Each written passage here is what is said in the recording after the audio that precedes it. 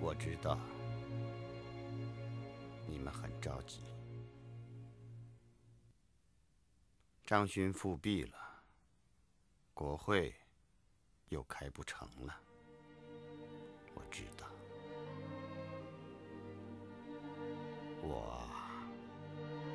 我急的不是这个。这些日子我想的很多。我们本来是共和国，可怎么一次又一次的出现了封建主义、专制主义的东西呢？这个问题不解决，专制复辟就是必然的，共和国就永远是一个泡影。共和的观念是平等、自由、博爱吗？可民国6年来，我们看到的是什么？各级行政官员都视法律为粪土，民众仍被奴役着。民国应该是自由之国，自由是民众天赋的权利。可民国6年来，我们看到的是什么？是只有当权者的自由。权力大的有权力大的自由，权力小的有权力小的自由。民众没有权利，没有自由。民国应该是博爱之国，人人为我，我为人人。可民国6年来，我们又看到了是什么？是只有民众对当权者恐惧的爱，而当权者对民众只有口头上虚伪的爱。那种真诚真挚的博爱，我们看不到啊。民国更应该是法治之国，可民国6年来，我们看到的是行政权力一次又一次的肆无忌惮的干涉立法。你不听话，我就收买你；你不服从，我就逮捕你，甚至暗杀你。立法者成了行政官员随意蹂躏的妓女。那行政是什么呢？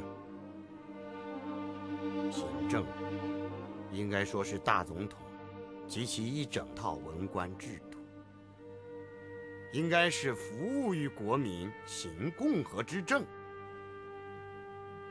可民国6年来，我们看到的是什么？是一个打着共和旗帜的家天下。在这个家天下的行政中，我们根本看不到透明的行政程序，更看不到监督之治。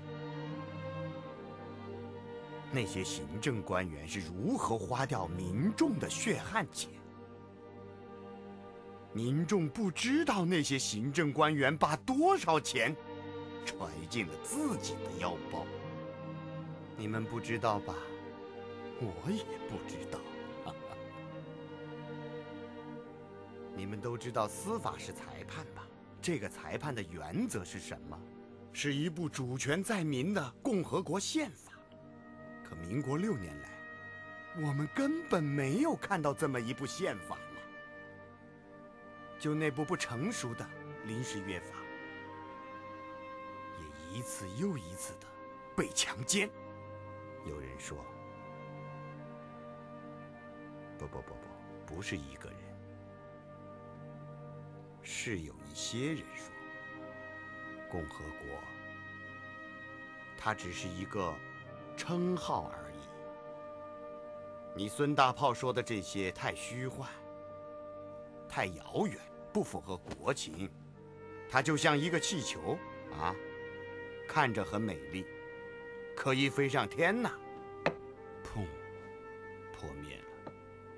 我想请问你，我们不要共和了吗？难道共和真错了吗？如果我们不要共和，那我们有的就永远是专制。如果我们不要共和，那我们有的就永远是被奴役。如果共和错了，那自由就是错的。啊，如果共和错了，那平等就是错的。如果共和错了，那博爱就是错的吗？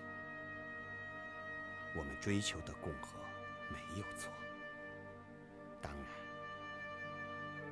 它还不完善，所以我们要一点一滴的去完善它，哪怕为此要付出代价呢。哦，对了，我今天穿的这身衣服有点古怪，是吧？连裁缝都说是很奇怪的。但是我要说，这是为了完善共和，你们还觉得奇怪是吗？我要说，这就是共和，这就是共和的衣服。这边我设计了3颗扣子，共和的理念就是平等、自由、博爱。这边也有3颗扣子，民族、民权、民生。那宪法呢？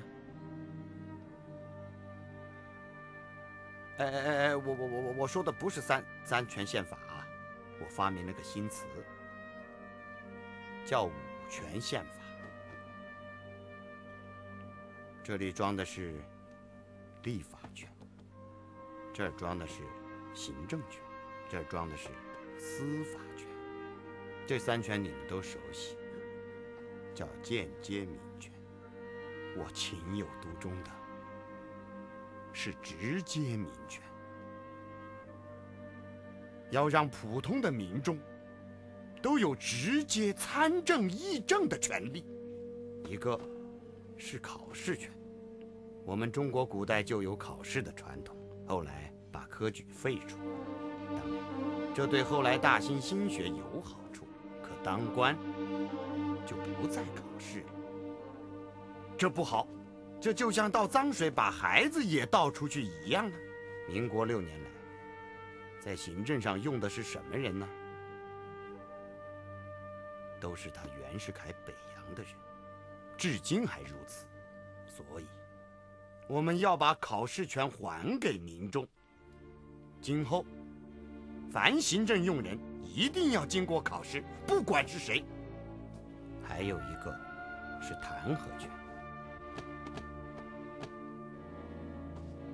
没地儿装了，不急不急。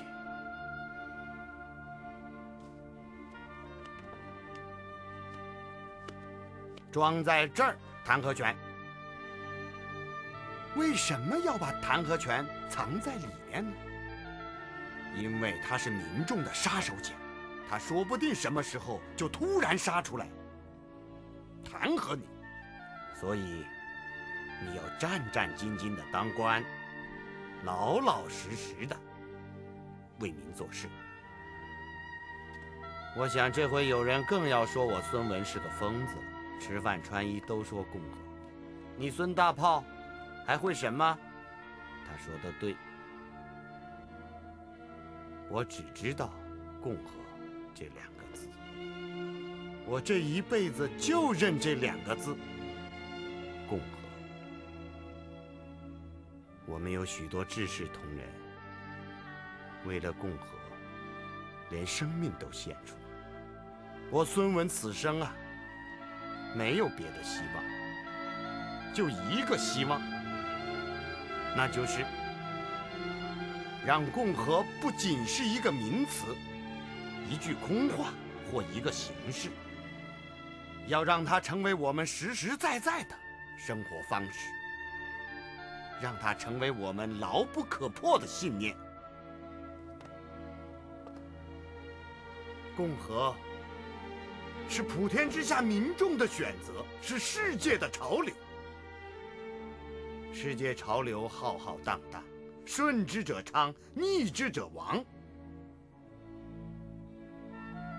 我孙文相信，我们这个中华民族啊，他一定会实现共和的。